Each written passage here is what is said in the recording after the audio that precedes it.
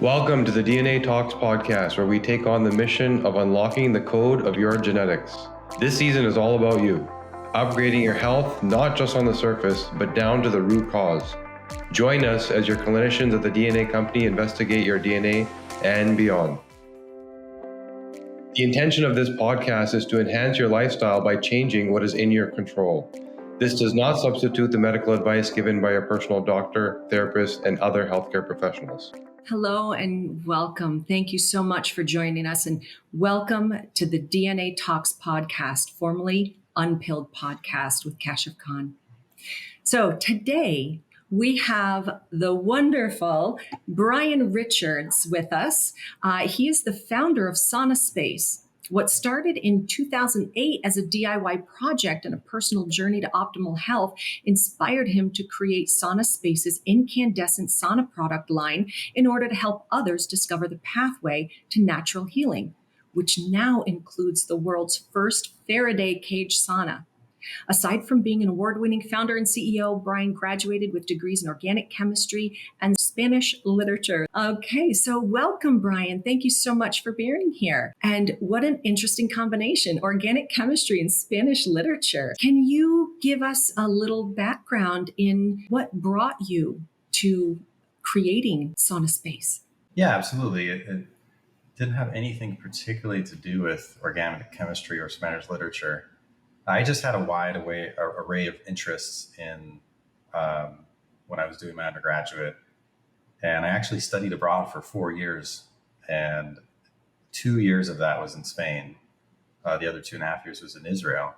So at the end of all that, I had enough credit and education to get that extra degree. But the SaunaSpace origin story is after that, actually. So when I got out of college, I was doing rental real estate. I was doing something totally unrelated.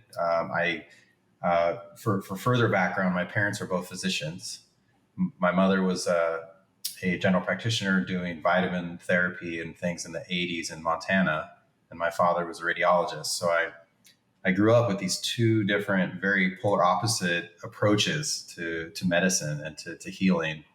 And I suppose that subconsciously informed the path that I eventually took. But at the end of my college career, I was experiencing adrenal fatigue type symptoms. So I was lethargic and irascible. I had low energy. I didn't sleep well. I had a lot of insomnia and kind of mind racing. And it was this strange array of symptoms, that conventional medicine wants to prescribe drugs for. And so when I got those recommendations, I was frustrated. I didn't want to do that. I wanted to address the root cause of things. And actually, I think it was my mother who recommended I look into sauna. And so I did my research online, and, with my chemistry background, I'm good at reading, the PubMed and the published literature. And I dove deep into that and found an incredible body of evidence supporting the use of frequent sauna for long life and reducing your risk of dying of all things. And at the end of that research, I found Dr. Kellogg's electric light bath. So Dr. John Harvey Kellogg invented a sauna using incandescent bulbs in 1891, shortly after incandescent bulbs were invented.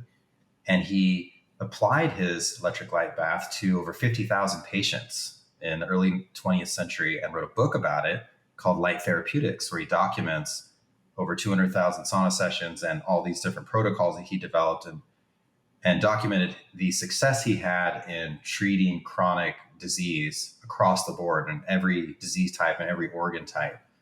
And he was doing so with a light therapy sauna powered by incandescent light bulbs, not a far infrared sauna with LEDs in it. And that struck me as fascinating. And this concept was kind of lost in history, along with a lot of the earliest 20th century light therapy research and application that was going on. That is a whole story in and of itself. But all that to say that I saw this concept, I saw a modern doctor's rendition of it, and I built my own. I'm a tinkerer, I'm a builder. So I was like, I'll try this out. It seems cool. I can do it at home. It seems safe. And little did I know how amazing and how fun it would be. So I used it once before bed and I slept well. and then again the next night. And I didn't have any insomnia after that. And then I continued to use it for 6 months, and all of these symptoms I was having resolved. This was combined with a switch to not eating so much bread and flour, and also getting more serious with yoga practice and a couple other lifestyle changes. But the core practice that I was doing like 4 or 5 days a week was using my electric light bath that I had made myself. And so I was amazed by this. And then I was also intrigued by how this wasn't available. Where do you buy the electric light bath? It wasn't a commercially available product on the market. And that inspired the start of SaunaSpace. So I made a few for myself and a few for friends. And then I got an endorsement from a doctor and founded the company and made my own logo and my own website. And that was 10 years ago. So now I have I call it more of a workshop, more of a craftsman shop, but it's a factory of 40 employees. And these are all handmade in Columbia, Missouri. And I've obsessed over 10 years now in trying to build one thing right, and that's the perfect sauna. And along the way, I've learned so much more about the science of it. In the beginning, I had no idea about light therapy. Dr. Kellogg didn't either. He just noted that the electric light bath heats the body up much more effectively than the Turkish baths or the Finnish saunas of old. But he had no understanding of mitochondria, of photobiomodulation, and anything like that. But since then, I dove deep into all that stuff for a long time, and now appreciate that the electric light bath, what SaunaSpace makes, is more than two therapies, one, but essentially sauna therapy and light therapy. And we should talk about both of those. Each one of those has its own story, but the 2-for-1 approach combined with some really cool purpose-driven design has led to a better way to do sauna, a better way to do light therapy in a more accessible package that people love. That's wonderful. You know, I find that necessity is the mother of invention.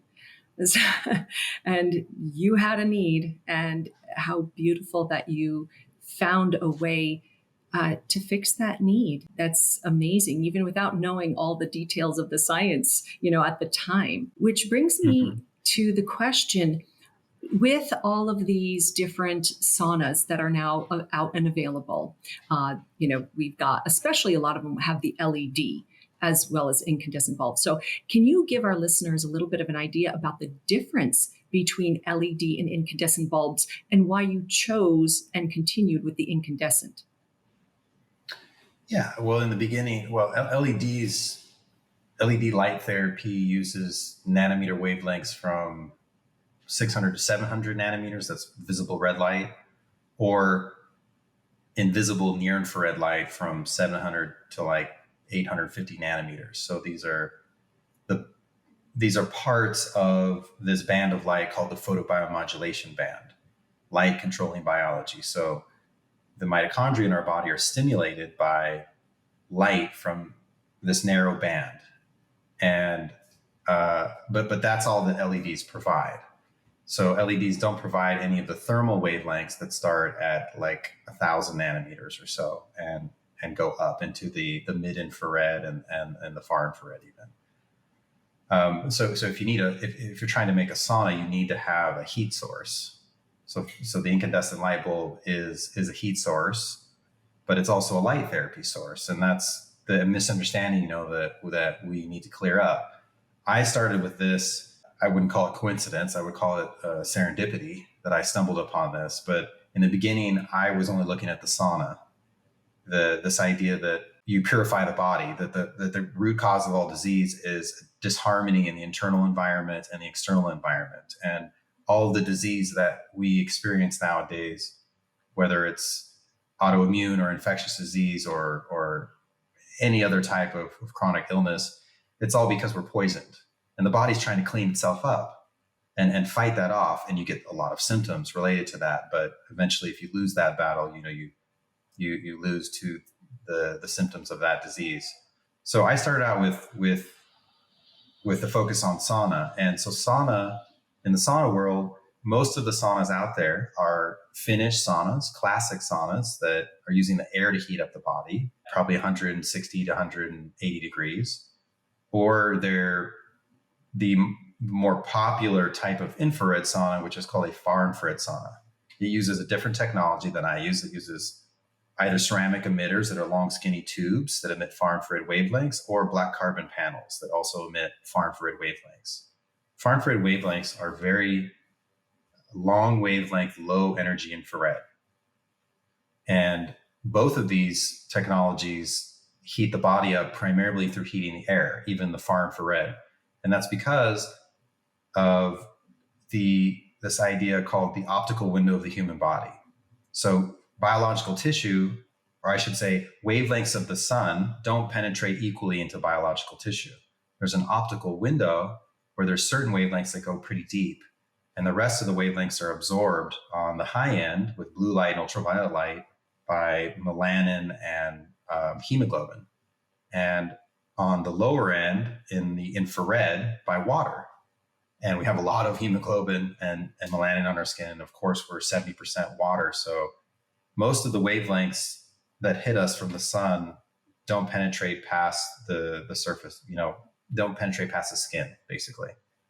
However, in between those two chromophore absorbers, there's the optical window of the human body. The optical window of the human body is about 600 to 1400 nanometers.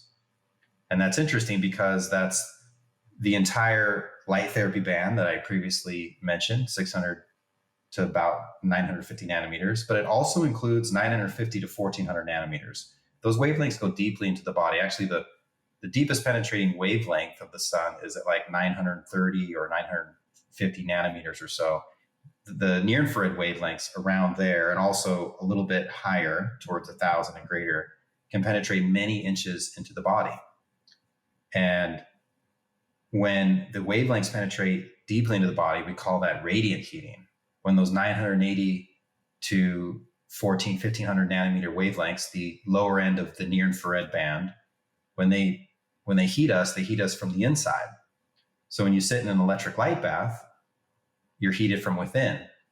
It serves as a much more effective way and quick way to heat the body. And what we're trying to do in sauna is heat the body up to get it to sweat. So when you're sitting in a far infrared sauna, the far infrared wavelengths are penetrating only maybe a centimeter or a couple millimeters. And otherwise, the primary means of heating the body is still the air, just like the finished sauna. In contrast with the electric light sauna, what we do at SaunaSpace, you have this deep penetration of heat. So in our sauna, you don't preheat it. You actually just get in, turn the lights on, and you're sweating in 10 or 15 minutes, and you're done in 20 or 25, maybe 30 minutes. In contrast, a far infrared sauna, you have to preheat it for a long time. And the reason you have to preheat it for a long time is because you are in fact using the air primarily to heat you up. Otherwise, you wouldn't need to preheat it. And when you use a far infrared sauna that even is preheated, you will sit there for 45 minutes to an hour or longer to achieve the same sweat response as you do in an incandescent light powered sauna. And that leads me to the reason we do sauna. So we have these health benefits that we get from a sauna session. But what is a sauna session? How do you gauge that? If you look at the literature, there's Dr. Rhonda Patrick's article from 2 years ago. That's really the best one. It's a really great summarizing article. It's like sauna use as a health span extension exercise, something like that. But you can look that up, and in there you'll find that there's two main ways, maybe three, that you gauge whether you've gotten a good sauna session. One is to raise core temperature 3 degrees Fahrenheit, and two is to sweat out 1 to 2 pounds of water, which is 1 kilogram of water. And the third outcome you measure qualitatively is reaching a state of subjective exhaustion. So anytime we're doing a sauna, whether it's a finished sauna or a sweat lodge or a hot tub or a bath or a SaunaSpace electric light bath, the goal is the same. It's to sweat out 1 pound of water. The question becomes, how do we do that? What's the most effective way to do that? There's definitely disadvantages to soaking yourself in water unless it's very clean, purified water. Certainly hot tubs are not that way. You could use the sun outside, but the sun has ultraviolet light and blue light that, depending on your lifestyle and your skin tone, you might not be able to stay out there long enough to achieve the amount of sweat you want to achieve in a sauna. So then it becomes, well, the finished saunas and the regular infrared saunas and the SaunaSpace saunas. And in those other saunas, you just take a long time to achieve the same result. And the SaunaSpace sauna is really quick. We actually have a super sauna where instead of there being 4 bulbs, there's 7 bulbs. And in that sauna, and that's what I have at home, the sauna session only takes 14 minutes. In 14 minutes, without any preheating, I've already sweat out a pound of water. And I've achieved the same outcome that is described in the Rhonda Patrick summarizing article. When you achieve that, you've done a sauna session. When you do a sauna session 1 day a week, you're doing way better than everybody who's not doing it. Ideally, you're doing it 3 or 4 times a week. And so that's kind of like post developing the product, and in my educational journey, I've learned not all saunas are made the same, but the outcome and the goal is the same. It's really a question of time taken. And then once you set aside, okay, this electric light bath is a lot more efficient way to do a sauna session. Well, what else is there? And the other thing that's there is the light therapy. It's also very different doing light therapy with an incandescent bulb than it is with an LED. And maybe at some point we'll talk about that as well. Absolutely. And thank you for that. That information is very informative and clarifies quite a bit. And I'm hoping we'll clarify that for the people listening. So a couple things. You were talking about the photobiomodulation. Now, with photobiomodulation, I do know that it states it's a non-thermal process for that interaction of light and biology. And I mean, when you consider that, the definition specifically excludes incandescent bulbs. So how do you reconcile using that and still getting a photobiomodulation aspect in that therapy? We need to look at the wavelengths. You can go, it'd be nice if we had a chart right here. You can go to sauna.space under Learn and click how infrared saunas work, and you can see a spectrum of the sun and also a spectrum of the thermalite bulb, the bulb we use in our saunas, the bulb that I've custom designed.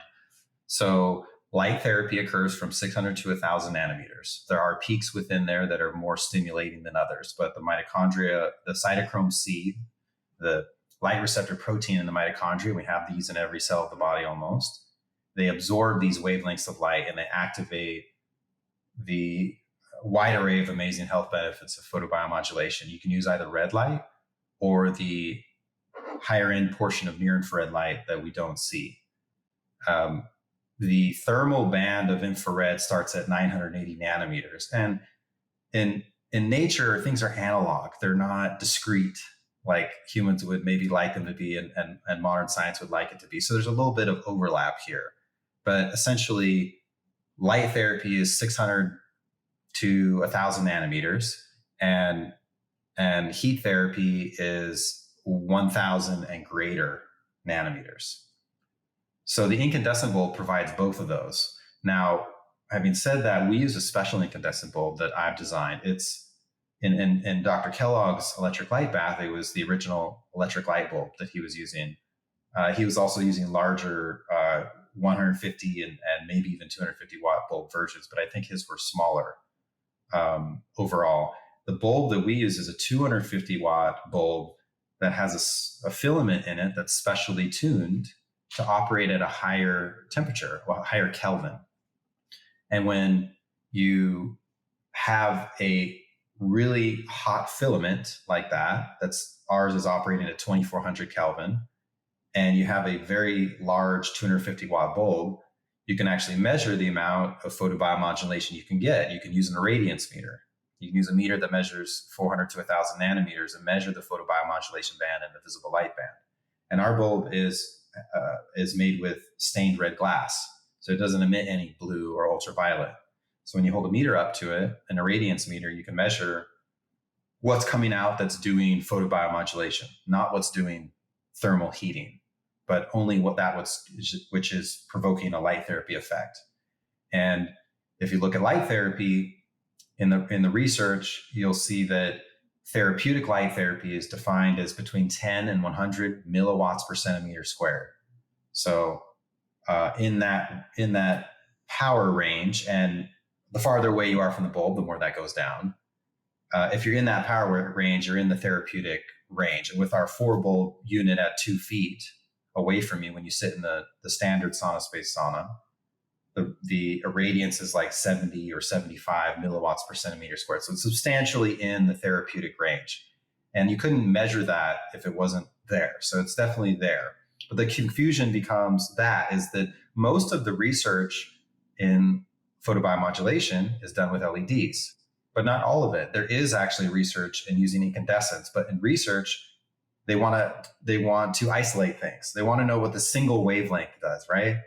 And so they're testing all the wavelengths, and they find that 660 nanometers and 830 nanometers are the wavelengths that seem to stimulate the mitochondria the most, even though all the wavelengths from 600 to 1,000 nanometers stimulate the mitochondria. So the LED light therapy products are designed to deliver a 1 to 10 nanometer wide spiked band of light. If it's a red light panel, it's 660 nanometers. If it's a near infrared panel where you turn it on and you don't see anything because it's invisible, that's at 830 nanometers. So they're operating based on the science of or the sort of the trajectory that the research into light therapy has taken. But the basis for creating a man-made device that emits wavelengths of light to trigger biological responses in the body is based on our experience with the sun. So the sun emits all of these wavelengths, and the best way, of course, to get it is from the sun. The sun is an incandescent light source. It's 5,500 Kelvin, so it's about twice as hot as the filament in the SaunaSpace bulb. And it's so hot that the peak is shifted into such high frequency that the sun emits a lot of ultraviolet light and blue light too. But we should clarify, if our evolutionary or ancestral experience with photobiomodulation is with the sun, well, what are we getting from the sun? The sun emits all these wavelengths, right? Incandescent light is all of the wavelengths in this broadband of light, what we call full spectrum light, but not in the same proportion.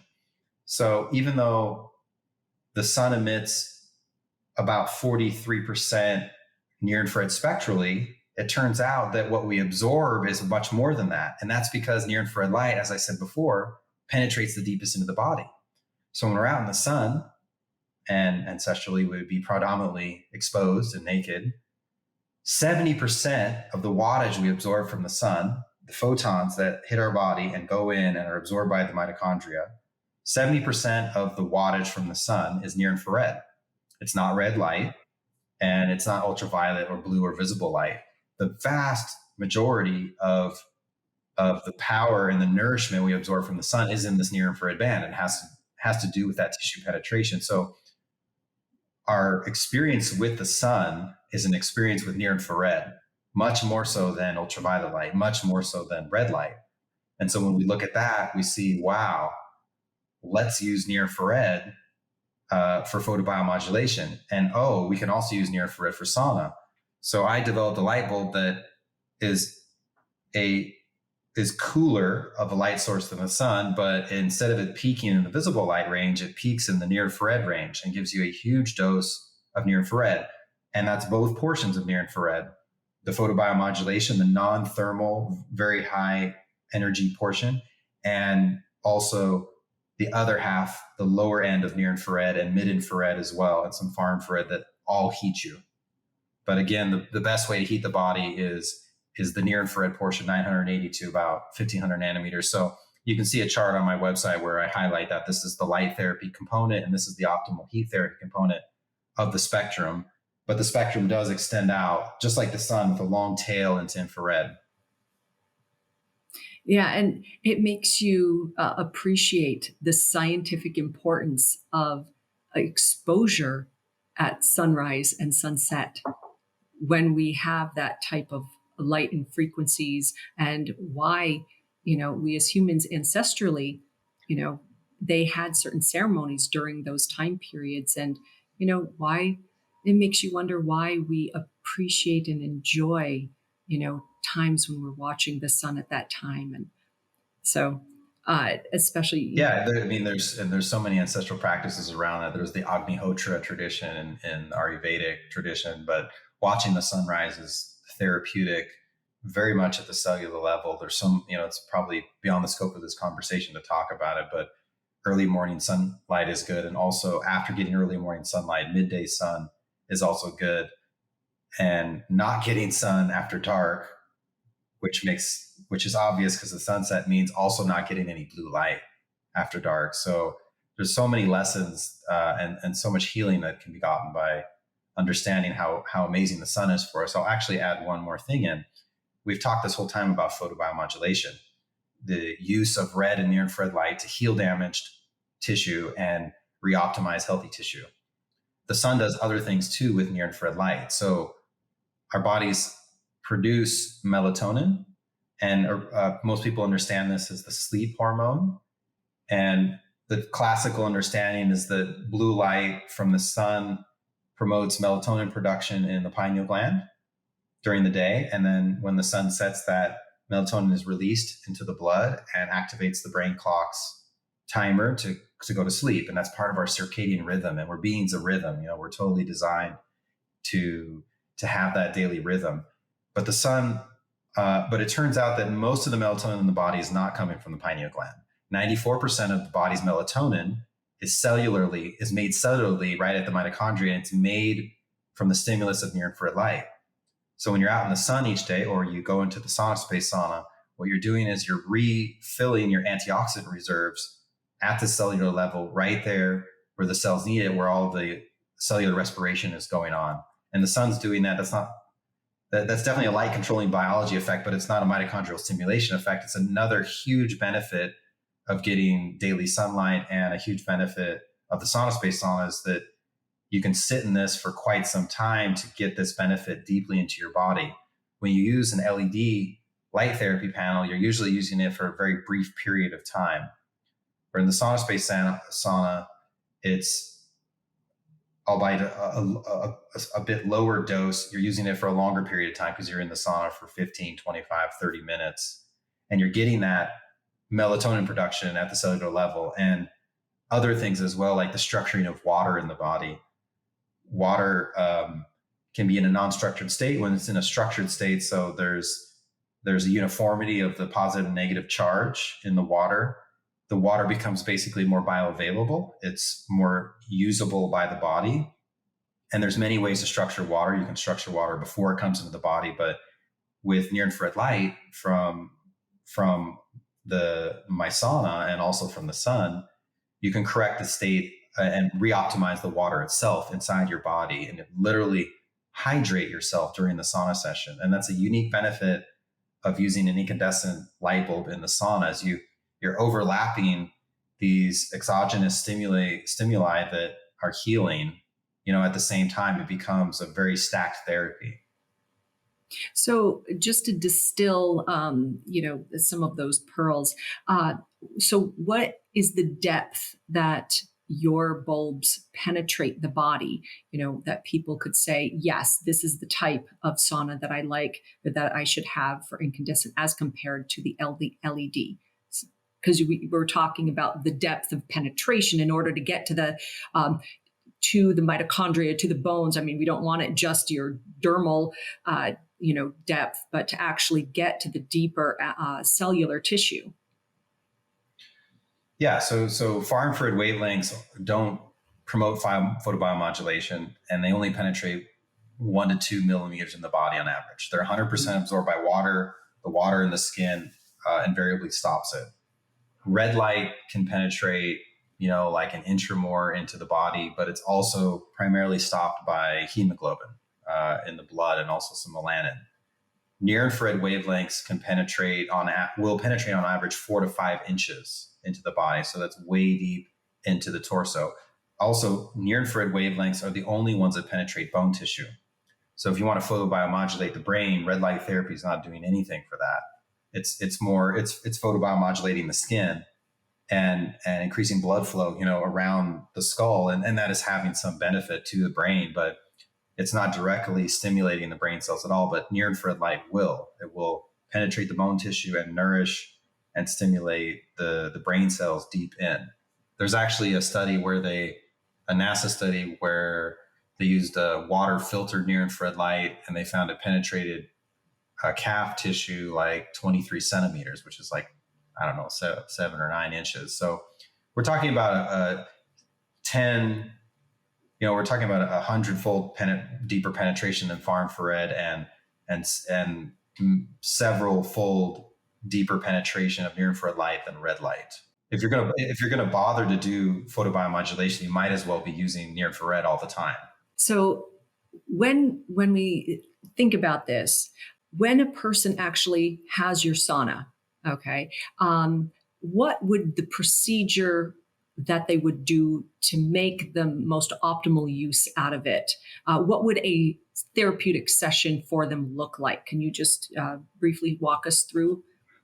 Yeah, initially you can just time it based on the 3-degree temperature increase in your body and sweating out at least 1 pound of water.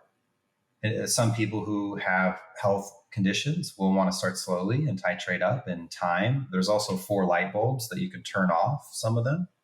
So some people who have body temperature regulation issues based on some health concerns that they have can start out with 2 or 3 bulbs.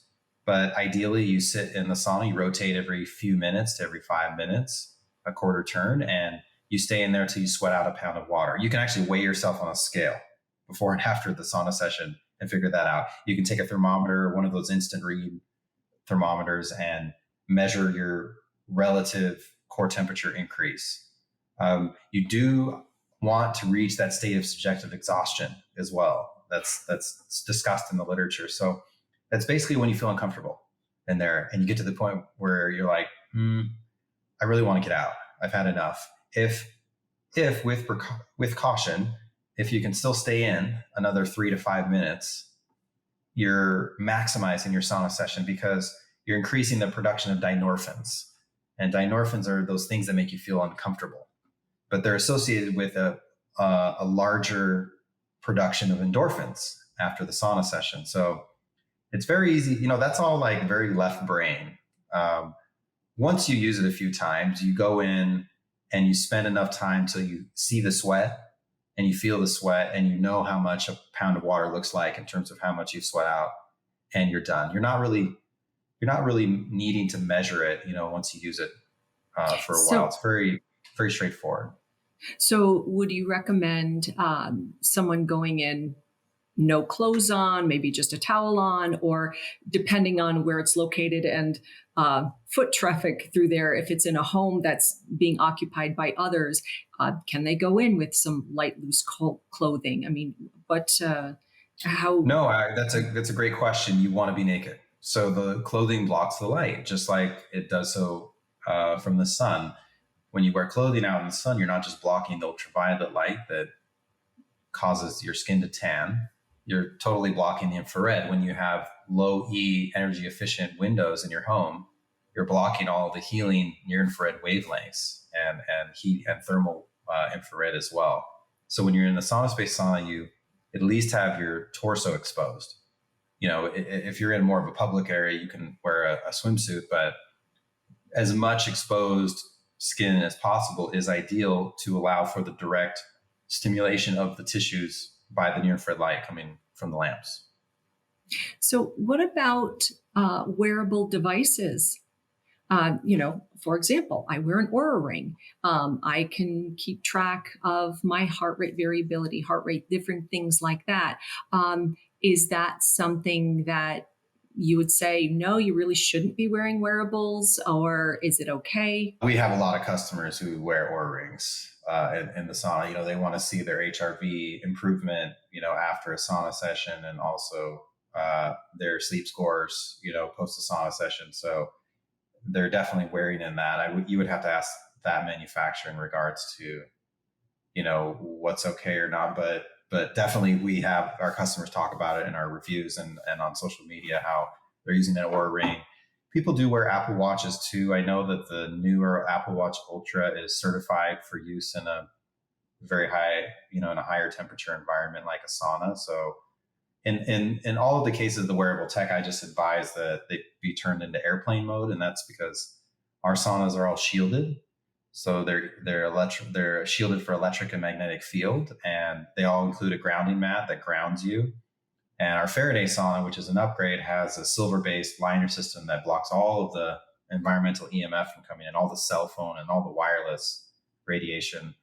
And so you don't want to bring a transmitting device into there. The same thing if you brought your phone in, you turn it into airplane mode and you can listen to music or listen to meditation without it having to transmit anything. And it's just, you don't want to meditate or do therapy in a polluted space.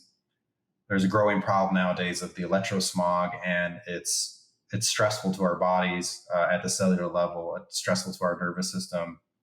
That's there's a whole conversation about that, but ideally you would not have that be a part of your session, but you can still keep the wearable tech on an airplane mode to track your results. And we have so many customers that are doing that.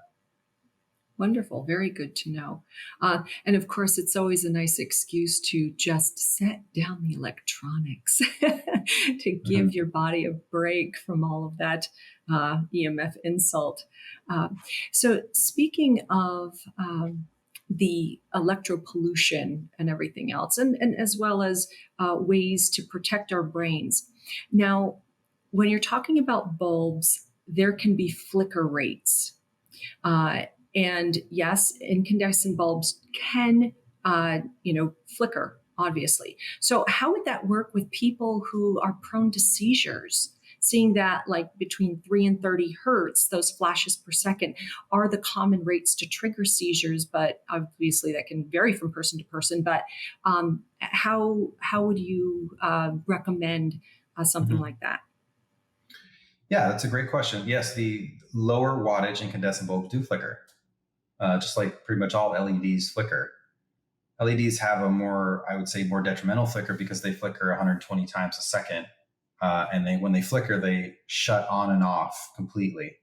So the severity of the depth of the flicker is dramatic. It's actually worse than fluorescent light bulbs in terms of flicker, even though those flicker as well.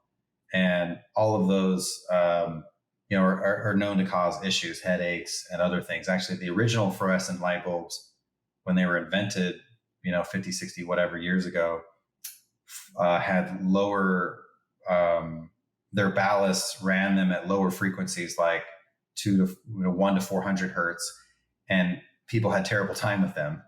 They were causing a lot of stress and a lot of headaches and other things. And they figured out that you can increase the flicker rate to 600, 800, 1,000 hertz, and it reduced the stress on the body. So it's like you said, it's these low flicker rates, these low hertzes that are the most stressful on the body, and LEDs are very problematic in that regard, particularly the home LEDs, but also most of the light therapy products that I've ever tested and seen that are LED based do flicker, setting aside the EMF issues with them.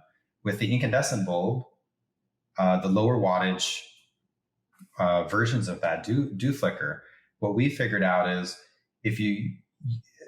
let me explain the difference between the flicker of an LED versus an incandescent. So the LEDs just shut on and off 120 times a second because we have 60 hertz electricity in the US. So 120 times a second, it goes from 0% to 100% power.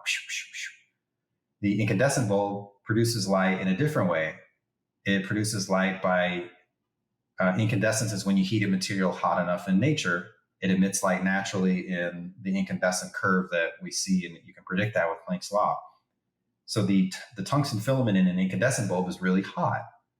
And when the current alternates, because we have alternating current, there's a power loss that's very brief. And when you experience that power loss with LEDs, they flicker. And with incandescent bulbs, they're not turning on and off 100%, they're glowing. So what they're doing is they're just cooling down a little bit. So the flicker severity is much more minimal than an LED. It's just going like this instead of it opening and closing with each flicker, with each pulse of the alternating current. The bulb we use is a very large 250 watt bulb that's also a very high Kelvin. And what we found is the combination of the high Kelvin and this 250 watt, very high wattage, they mean that the filament inside is so big and so hot that when it experiences the power loss from the alternating current switch, it doesn't have enough time to cool down before it gets power again. So the SaunaSpace bulb doesn't really measurably flicker, and you can measure that with a flicker meter. It's really when you get down to like 11 watt and 20 watt, 25, 30 watt incandescent bulbs where the flicker is really noticeable. If you even get up to a 60 or 75 watt bulb, the flicker really goes down dramatically. But our bulbs don't really flicker because, for those reasons. So that we've tried to address that with design and with engineering.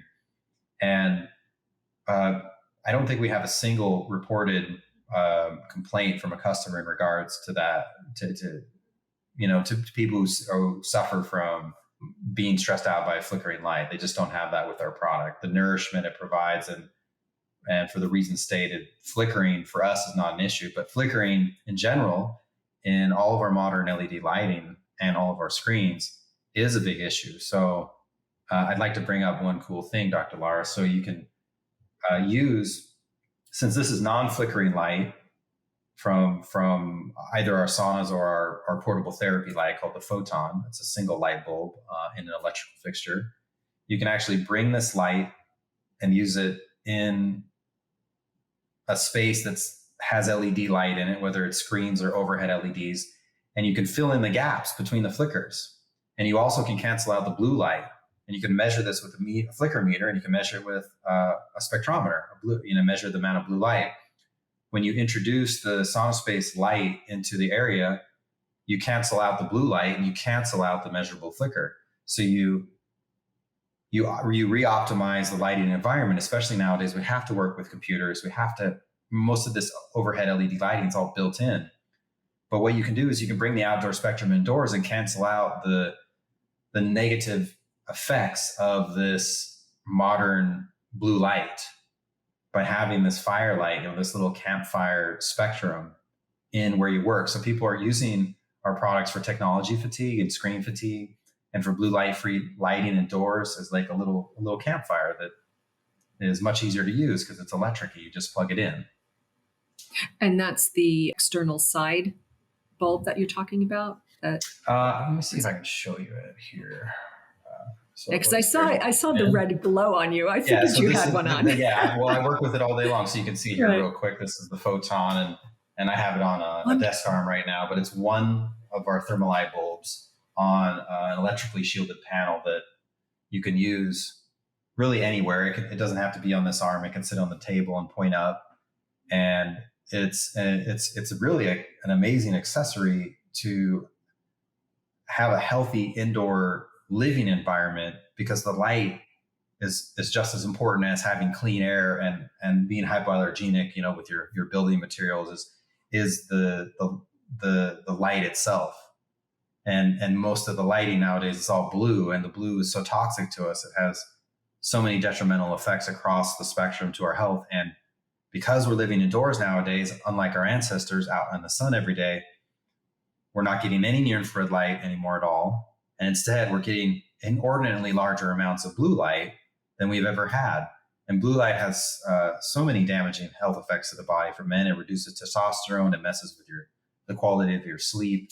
It's basically a killer wavelength. It's like right next to ultraviolet light on the spectrum. It's not quite ionizing radiation, but it does indirectly damage your DNA through peroxynitrite production. So it's just the degree and the saturation that we have with it nowadays that's really toxic. So yeah, you can use this to mitigate all that and still enjoy yourself indoors nowadays with all this crazy blue light. And definitely blue light after dark. You don't want any blue light, but you want to have light to hang out. So it's great. It's just like a little campfire. You can use this. Some people buy our sauna panels actually and use them as a fireplace to have, to vibe up the living room, and have light has no blue light in it after dark.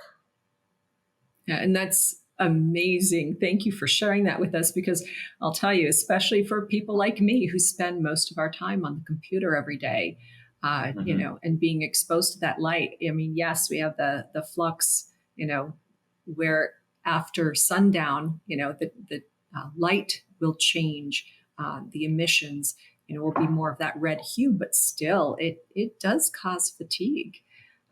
So wonderful. So glad that you thought of that and that you created that. And one of the things that you had said, hypoallergenic.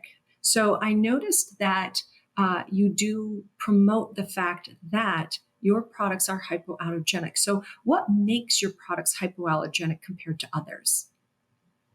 Yeah, well, they're all organic, Dr. Lara. So it's all solid, untreated basswood and stainless steel and certified organic cotton and organic bamboo. Those are the only construction materials or the predominant construction materials we use. So there's this issue that's called off-gassing. So when you heat something up, it emits little microparticles of itself. When you heat up organic products, it's wood oil and cellulose and things like that.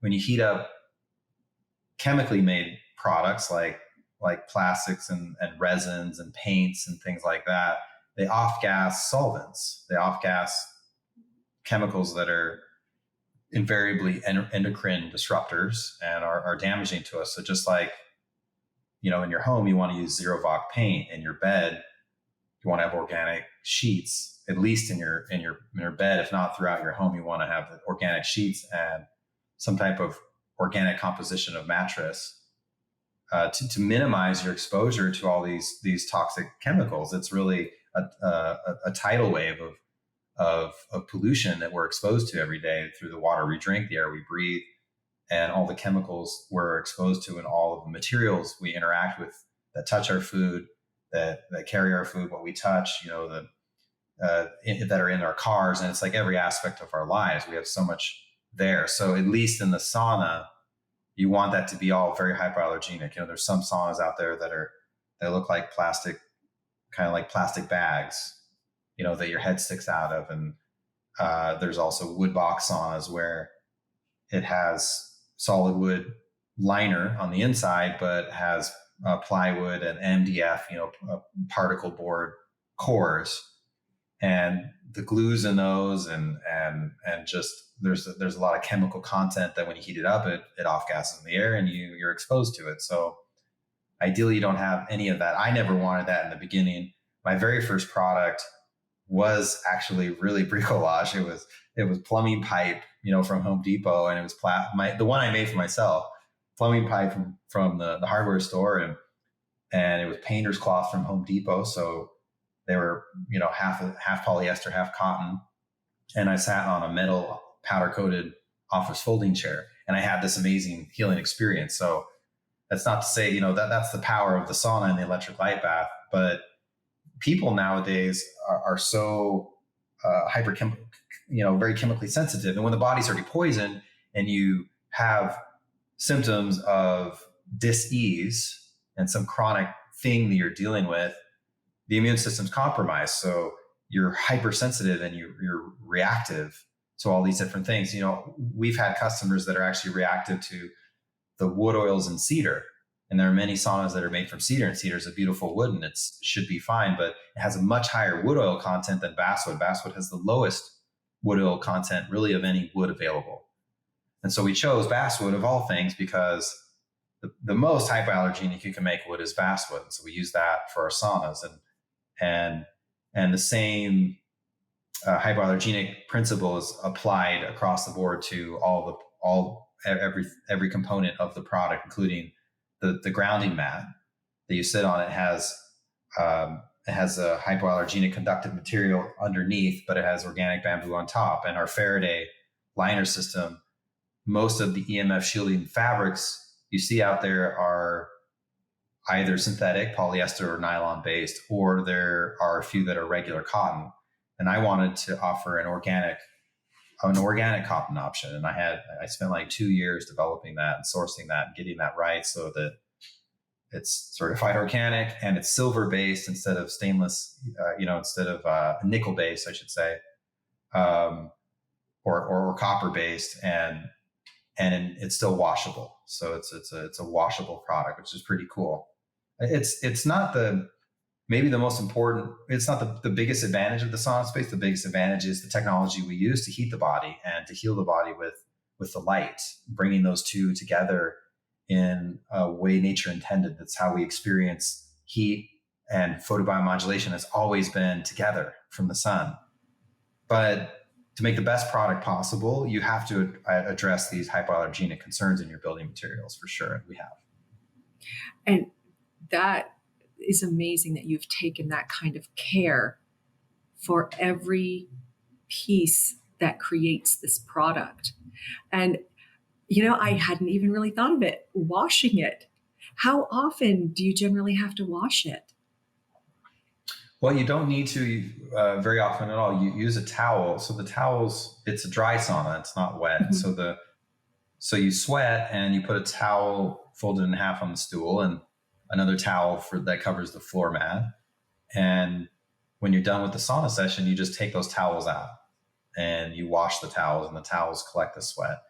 Having said that, the covers, the enclosure is made of a large organic cotton washable cover and a curtain, and you can take those off and wash them, according to the instructions. No problem if you need to. But like me with my sauna here, I don't wash it because I just use the towels and then remove them afterwards, and that keeps it really clean and nice.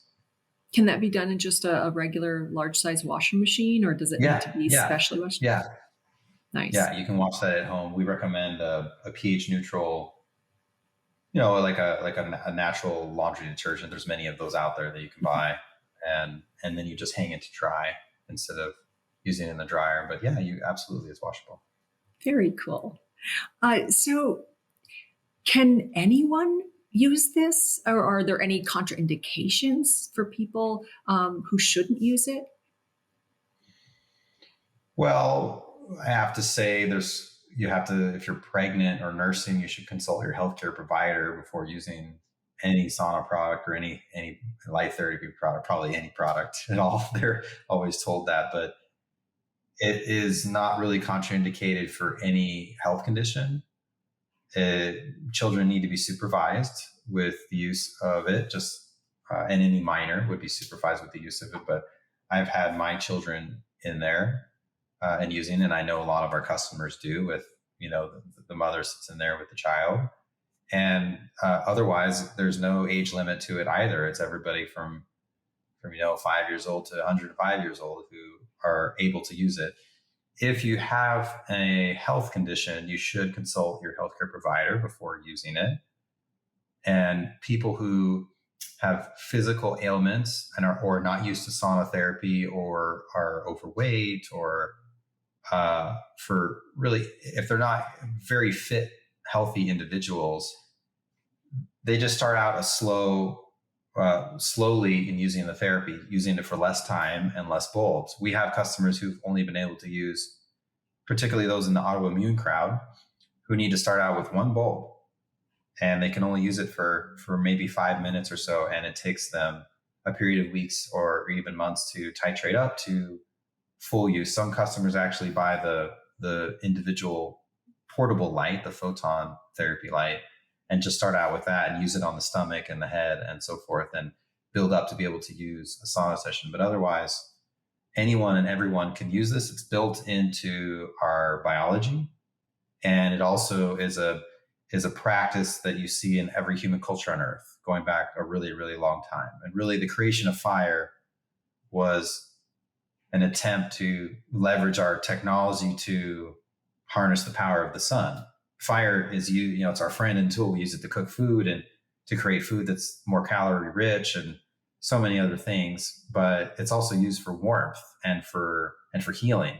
Even the fireplace or the campfire, it still delivers some photobiomodulation, quite a bit less than our light bulbs and quite a bit less than the sun, but you see in the research that you can stimulate a mitochondrial response with like 1 milliwatt per centimeter squared of red or near infrared light into the body. So it doesn't take much. So when you're sitting in front of the campfire, it's not just the heat that feels good.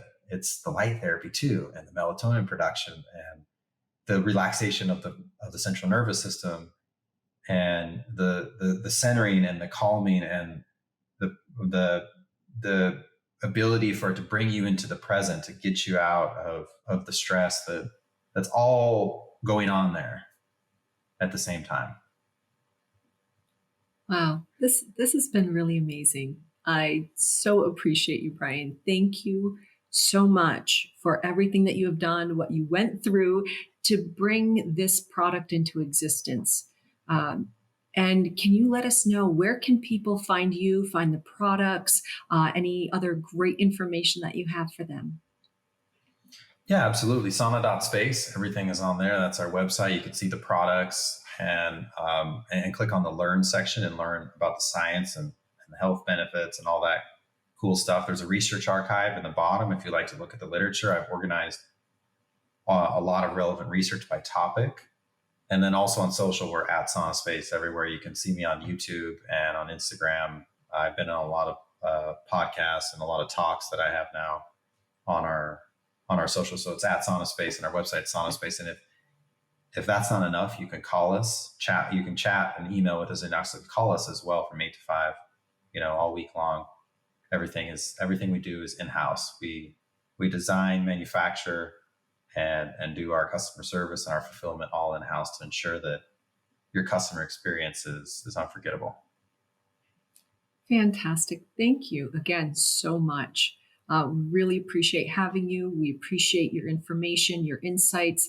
And again, we want to say thank you. Thank you for being here. Thank you for your experiences.